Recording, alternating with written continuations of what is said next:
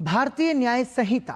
भारतीय नागरिक सुरक्षा संहिता और भारतीय साक्ष्य अधिनियम, 3 नए आपराधिक कानून झारखंड समेत पूरे देश में लागू हो गए हैं। 3 नए कानूनों में नया क्या है, साथ ही राज्य में होने वाले विधानसभा चुनाव, नक्सल समस्या, राज्य में कानून की व्यवस्था और अन्य कई मुद्दों पर झारखंड राज्य के पुलिस महानिदेशक अजय कुमार सिंह से बात की हमारे संवाददाता सोमेश पटेल ने। देखिए खास बातचीत। झारखंड राज्य समेत देश में 3 नए कानून लागू हो गए हैं और इस कानून में नया क्या है, इस वक्त हमसे बातचीत करने के लिए झारखंड के डीजीपी अजय कुमार सिंह सर हैं, उनसे जानते हैं। सर, पूरे देश में 3 नए कानून लागू हुए हैं, इस कानून में नया क्या है? नया ये है कि एक तो इसमें सेक्शंस का जो जितने भी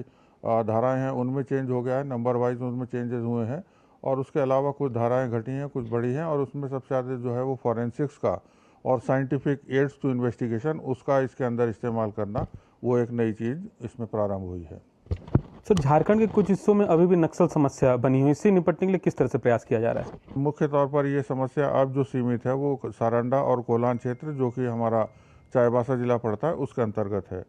और वहाँ पर भी लगातार हमारे जो झारखंड पुलिस है, जहाँ हमारे उसके बाद जो सिक्योरिटी एजेंसीज और दूसरी हैं इंटेलिजेंस वाली, और उसके अलावा सीएपीएफ की जो फोर्सेज हैं वो लगातार वहाँ पर अपने ऑपरेशंस चला रही हैं। सर, राज्य में कुछ महीनों में विधानसभा चुनाव होना है, इसे लेकर किस तरह की तैयारियां हैं? हाल ही में जो लोकसभा के चुनाव हुए हैं वो संपन्न हुए हैं और वो सभी मतलब उसमें जितने भी स्टेक होल्डर्स हैं, उसके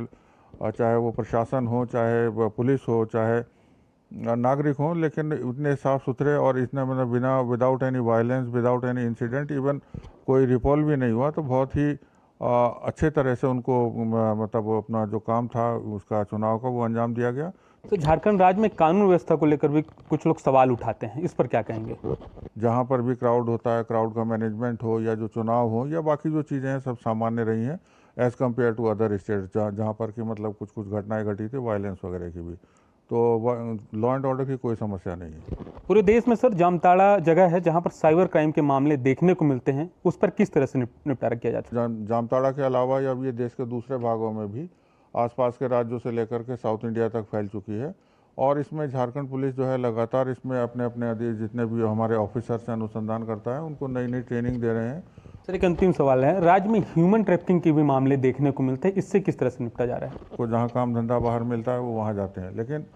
उसके बाद उसमें ये होता है कि अगर कोई अपने बिना मर्जी के कंपल्शन के साथ या अंडर एज हैं तब उसमें दिक्कत आती है। तो उन सारे मामलों के लिए हम लोगों के पास में हर ज़िले में एक टीम बनी हुई है और जो बाहर के जितने भी स्टेट्स हैं उसमें हम लोगों का लगातार